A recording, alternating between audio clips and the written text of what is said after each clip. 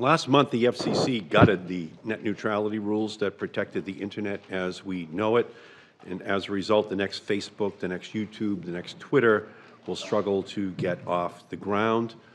I strongly oppose that FCC decision, which is why I plan to introduce a Congressional Review Act resolution of disapproval, which will undo the FCC's recent actions and restore the 2015 Open Internet Order. My resolution enjoys the support of Democrats. Susan Collins, Senator from Maine, has indicated that she will vote for it. My question to each company here is simple. Do you support my CRA resolution, which would put net neutrality back on the books? Mr. Monet?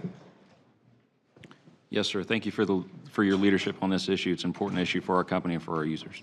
You would support it. Thank you. Ms. Downs? We support strong enforceable net neutrality protections. We supported the 2015 rules, and we will support any effort to put those rules back in place. Thank you. Ms. Becker?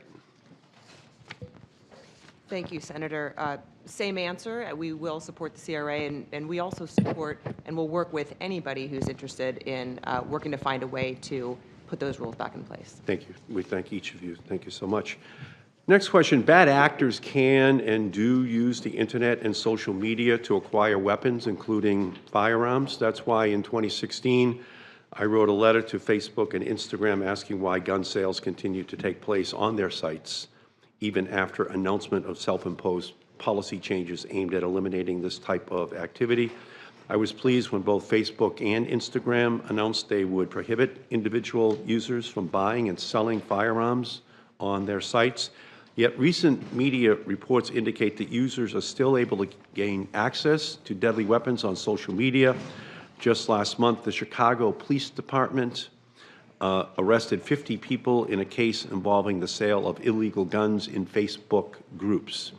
Ms. Bickert, it appears that gun sales on your platform may have moved into private Facebook groups. How is Facebook working to stop the sale of firearms in that corner of your platform? Notably, the Chicago Police Department said it did not receive cooperation from Facebook during its 10-month investigation. Law enforcement officials reported that Facebook hampered their investigation by shutting down accounts that officers were using to infiltrate the group in question. Thank you, Senator. It's certainly an issue that we take seriously, and as a former federal prosecutor based in Chicago, our relationship with law enforcement authorities is very important to us. We have cooperated with law enforcement and will continue to do so in that case. We do not allow firearm sales. Enforcement has presented challenges for us, and to get better, one of the things we're doing is working on our technology. Anybody in the community can report gun sales to us, and we will take action, and that's important, and that does happen even in private groups, but we know we need to do more. And that's why we're now using things like image prediction technology to help us recognize when those sales might be taking place. Okay.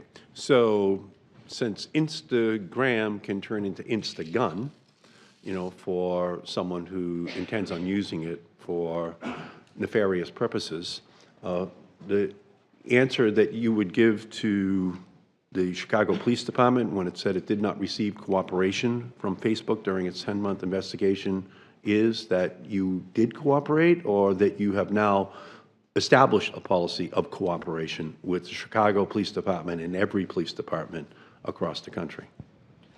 Thank you, Senator. I believe they clarified their statement afterwards. We have been cooperative with them from the beginning, and I'm happy to. I would be happy to follow up afterwards with you on that. Okay, no, that would be helpful. And you're, in terms of the private Facebook groups that this type of activity has migrated to, you are saying as well that you are working to shut that down as well.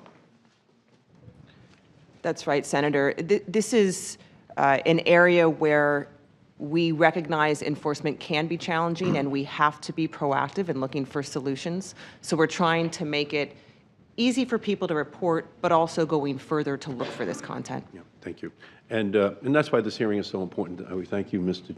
Chairman, because the internet can be used to spread hate, but it can also be used to spread weapons of war into the hands of those who are the haters and do enormous harm in all of our communities across the country. So thank you. We thank each of you for your testimony.